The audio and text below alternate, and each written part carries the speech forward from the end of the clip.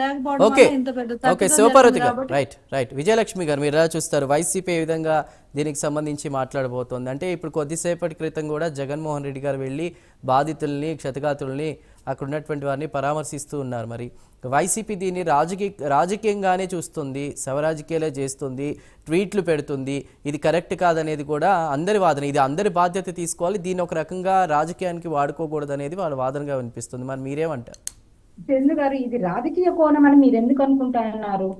ఇది జరిగినది ఘోరమైన దురదృష్టకరమైనటువంటి సంఘటన. మేము శవ రాజకీయాలు ఎక్కడ చేయడం లేదే. తరువాత అధికారుల వైఫల్యం అన్నారు. మీరు ఇందాక ఒక మాట చెప్పారు, అధికారులకు ఇంకా పూర్వపు వాసన పోలేదు అని చెప్పేసి. అట్లాంటప్పుడు అందరు అధికారులు బదిలీ అయ్యారు కదండి. ఎస్పీ గారిని సుబ్బరాయుడు గారిని తీసుకొచ్చుకొని చంద్రబాబు నాయుడు గారు పెట్టుకున్నారు, కలెక్టర్ గారిని పెట్టుకున్నారు, తర్వాత ఈవో గారిని పెట్టుకున్నారు, ఇంకా మిగతా అయినటువంటి మేనేజ్మెంట్ అంతా మార్చగలిగినారు, బోర్డును మార్చేసినారు.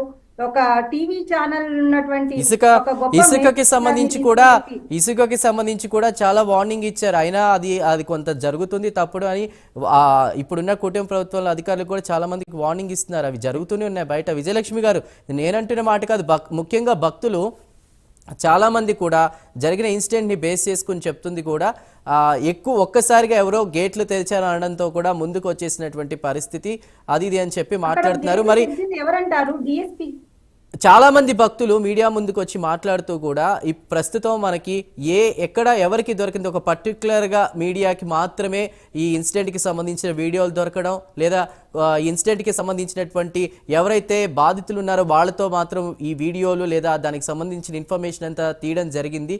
ఇదంతా ఎందుకు ఒక పర్టికులర్గా జరుగుతున్నటువంటి క్వశ్చన్ కూడా ఖచ్చితంగా ఇది అడిగి తీరాలి, ఎందుకంటే భక్తులు ప్రశ్నిస్తున్నారు. మరి దీనికి మీ సమాధానం ఏంటి?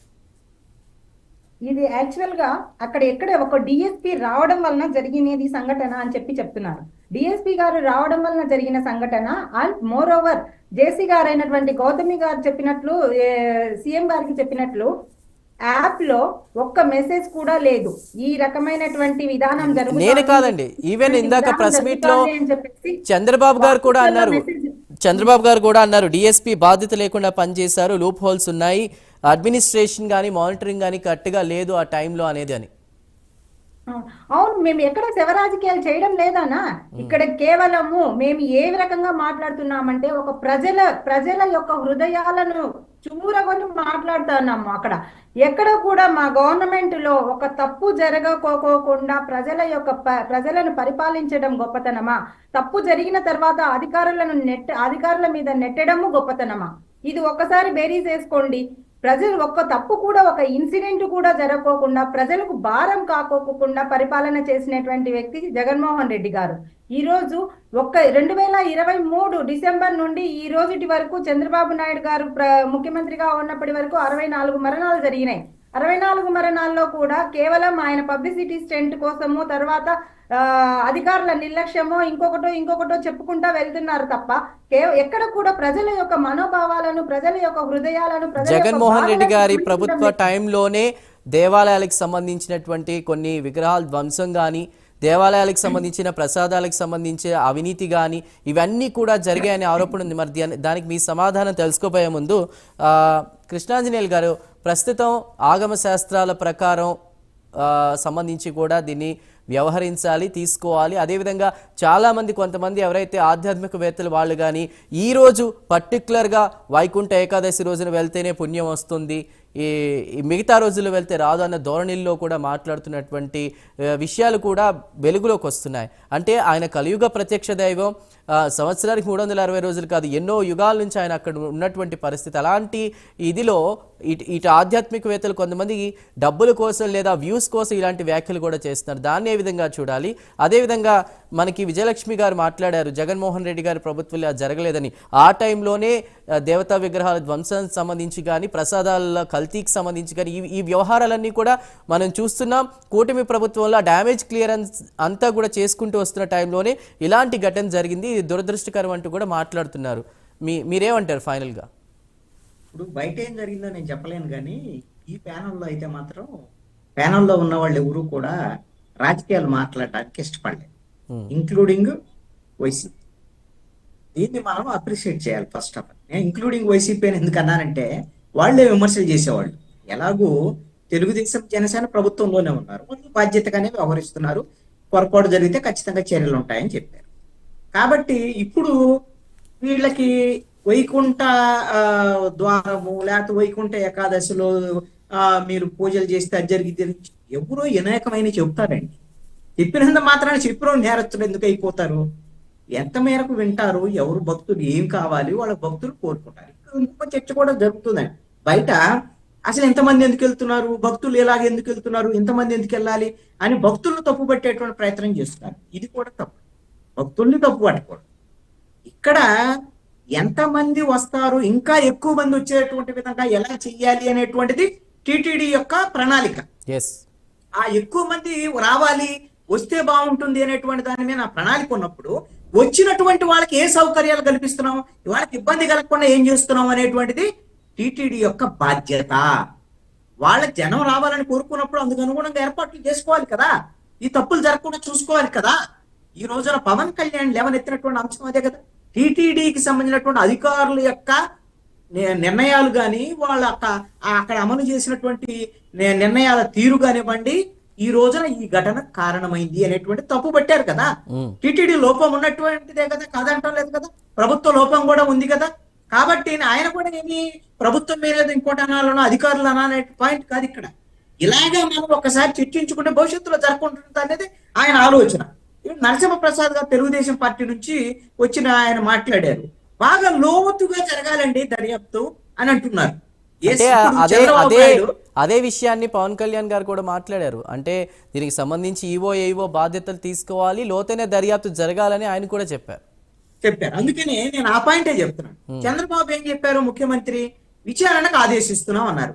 ఏం విచారణకు ఆదేశిస్తారు? విచారణకు ఆదేశించి పోలీసు ఒక ఉన్నతాధికారినో లేకపోతే ఉన్న వేశారు. తప్పెవరిదని తేల్చారు మీరు? ఆల్రెడీ ఫస్ట్ ప్రాథమిక దర్యాప్తులో పోలీసులు తప్పని తేల్చారు. ఇంకొక పోలీసు వచ్చి ఏం విచారణ చేస్తాడు? ఓకే, లేదు అనుకుంటే ఈవోనో లేకపోతే ఈవోకు సంబంధించిన కింది స్థాయి అధికారులు తప్పులు చేశారు అని అంటే ఇంకొక ఐఏఎస్ వచ్చి ఏం విచారణ జరుపుతాడు? వాళ్ళు వచ్చి విచారణ జరిపి వాళ్ళ అధికారులు ఏ విధంగా తప్పు కింద చూపిస్తారు?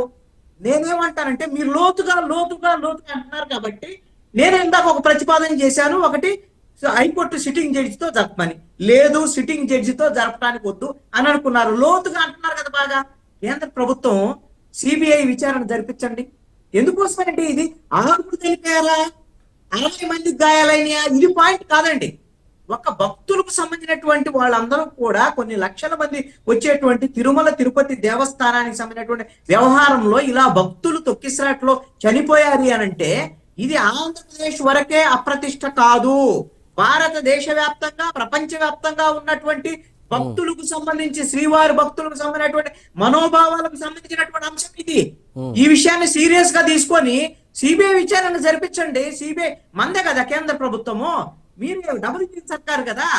కాబట్టి ఇంత సీరియస్ గా మనము తీసుకోవాలనుకున్నప్పుడు లోతుగా అని చెప్పేటప్పుడు ఆ లోతుగా సీరియస్ గా పెద్ద సంస్థతో దర్యాప్తు జరిపించాలి అనేటువంటి. ఇక్కడ రాజకీయ పరమైనటువంటి అంశాల విషయంలో కూడా మీరు చాలా గుచ్చి చాలా సందర్భాలు అడిగారు అక్షర సత్యం గారితో సహా. నేనేమంటానంటే రాజకీయ పరమైనటువంటి విమర్శలు ప్రతిపక్షంలో ఉన్నటువంటి వైఎస్ఆర్ కాంగ్రెస్ పార్టీ చేయకుండా ఏమైనా వీళ్ళకన్నా కితాబులు ఇచ్చేసి మీరు అద్భుతంగా చేస్తున్నారని చెప్తారండి. తెలుగుదేశం జనసేన బీజేపీ వీళ్ళు ప్రతిపక్షంలో ఉన్నప్పుడు ఏమో వైఎస్ఆర్ కాంగ్రెస్ పార్టీ చేసినటువంటి పనులన్నింటినీ కూడా వీళ్ళు ఏమన్నా కితాబులు ఇచ్చి వాళ్ళకి ఏమైనా అవార్డులు ఇచ్చారా? తప్పు జరిగినప్పుడన్నా తప్పు జరిగిందని చెప్పకపోతే వాళ్ళు ఎందుకు ప్రతిపక్షంలో ఉన్నటువంటి వాళ్ళు తప్పు జరిగింది, ఇది టిటిడి బాధ్యత లేకపోతే పోలీసుల బాధ్యత, చంద్రబాబు నాయుడు బాధ్యత లేకపోతే ఎవరిది బాధ్యత, మీరు ఎందుకు బాధ్యత తీసుకోరు? పవన్ కళ్యాణ్ చెప్పారు కదా, మా తప్పైంది మేము బాధ్యత తీసుకుంటాం అని చెప్పారు. చంద్రబాబు నాయుడు కూడా చెప్పాడు. అదే కదా వాళ్ళు అంటున్నారు వైఎస్ఆర్ కాంగ్రెస్ పార్టీ.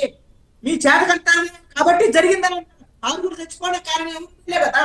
అలాంటప్పుడు అనుకుంటే ఎందుకు ఉంటుంది వైఎస్ఆర్ కాంగ్రెస్ పార్టీ? శవరాజకీయాలు చేసేది ఏంటి?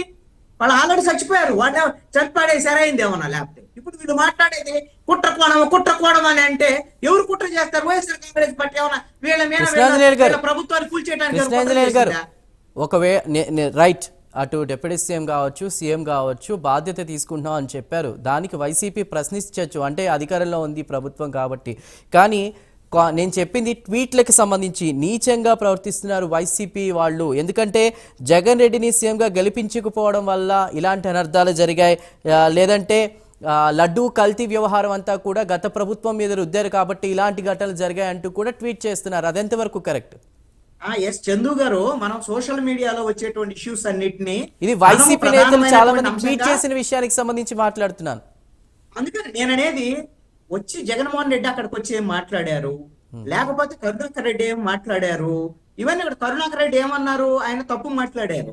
నేను కాదంటాం లేదు. ఏమని అంటే ఈ ప్రభుత్వం యొక్క పాలనా తీరు బాగోక ఆగ్రహం వ్యక్తం చేశారు స్వామివారు అని మాట్లాడారు. ఇప్పుడు ఆగ్రహం వ్యక్తం చేస్తే ఇందాక అక్షర సత్యం గారు అన్నట్లుగా ఆగ్రహం వ్యక్తం చేసి చంద్రబాబు నాయుడు మీద, పవన్ కళ్యాణ్ మీద ఆగ్రహం వ్యక్తం చేయాలి తప్ప ప్రభుత్వం లేక పురంధేశ్వరం మీద, లేకపోతే భక్తుల మీద ఆగ్రహం వ్యక్తం చేస్తాడు. అంటే ఈ విధమైనటువంటి సెంటిమెంట్ కు సంబంధించినటువంటి వ్యవహారాన్ని ఎవరికి వాళ్ళు రాజకీయంగా మాట్లాడేటువంటి వాళ్ళు ఎవరైనా సరే ప్రజలు ఈ అంశాన్ని గమనిస్తారు. ఇక్కడ మనం ప్రధానంగా తీసుకోవాల్సినటువంటి అంశం మాత్రం జరిగినటువంటి ఘటన, భక్తులు చనిపోయారు. ఇంకోటి ఏంటంటే వాళ్ళకి 25 లక్షల రూపాయల పరిహారం ఇచ్చారు కుటుంబాలకు సంబంధించి. నా అభిప్రాయం అయితే ఈ ఘటనకు సంబంధించి 25 లక్షలు కాదు, ఒక్కొక్క కుటుంబానికి 1 కోటి రూపాయల పరిహారం ఇవ్వాలి అనేటువంటిది ప్రజల్లో వస్తున్నటువంటి ఒక రైట్ డిమాండ్ కృష్ణాంజలి కూడా. గారు, ఖచ్చితంగా ఆ విధంగా ఒక నిర్ణయం తీసుకోవాలి. భవిష్యత్తులో ఒక్క భక్తుడు గాని లేకపోతే ఒక ఘటనలో ఒక వ్యక్తి గాని చనిపోకుండా ఆంధ్రప్రదేశ్ ప్రభుత్వము ఖచ్చితంగా ఈ డిజాస్టర్ మేనేజ్మెంట్ లో స్టాండర్డ్ ఆపరేటివ్ ప్రొసీజర్ ని ఫాలో అయ్యేటువంటి విధంగా చేయాలి. ఇంకొకటి ఏంటంటే చాలా మంది మాట్లాడుతున్నారు, పోలీసులకి ఈ విషయంలో ఇలాగ తొక్కిసలాట జరిగితే ఏం చేయాలో తెలియదంటే ఇది తప్పండి. పోలీసులు, మన పోలీసు శాఖ చాలా సమర్థవంతమైనటువంటిది. వాళ్ళు పోలీసులకు ఇలాంటివన్నీ కూడా చేయటానికి అన్ని వాళ్ళకి ఆల్రెడీ వాళ్ళ ట్రైనింగ్ లో నేర్పిస్తారు. ఇక్కడ ఏంటి అని అంటే ఆయా ఘటనలకు సంబంధించినటువంటి విషయంలో దాని ప్రాధాన్యత ఎంత ఉంది అనేటువంటి విషయంలోనే ప్రభుత్వాలు లేదా టీటీడీ పాత్ర ఇక్కడ కీలకమైనటువంటిది. కొన్ని లక్షల మంది భక్తులు వచ్చేటువంటి పరిస్థితుల్లో దానికి ఎంత జాగ్రత్తలు తీసుకోవాలో పోలీసులు, ఎంత మందిని అక్కడ సిబ్బందిని పెట్టాలి, ఎన్ని గేట్ల ద్వారా వాళ్ళని బయటికి పంపించాలి, ఇవన్నీ ఉందండి. రైట్ కృష్ణాంజలి గారు, రైట్ నరసింహప్రసాద్ గారు, మీరేమంటారు? చాలా లోతుగా దర్యాప్తు జరగాలి అని చెప్పి అంటున్నారు, విచారణకు ఆదేశిస్తున్నారు. మరి ఉన్నది కూటమి ప్రభుత్వం, కేంద్రం కూడా ఉంది, ఎందుకు ఎంక్వైరీలకు ఆదేశించడం లేదనేటువంటి ప్రశ్న కూడా ఇప్పుడు ఆయన రేకెత్తిచ్చారు. మన కృష్ణాంజలి గారు, మీ మాట ఏంటి?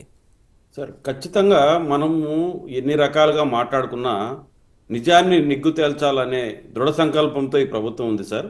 దానికి కావాల్సిన ఏదైతే అవసరం ఉందో అవన్నీ ఖచ్చితమైన నిర్ణయాలు చేస్తారు. లేకపోతే ఇంత గొప్పగా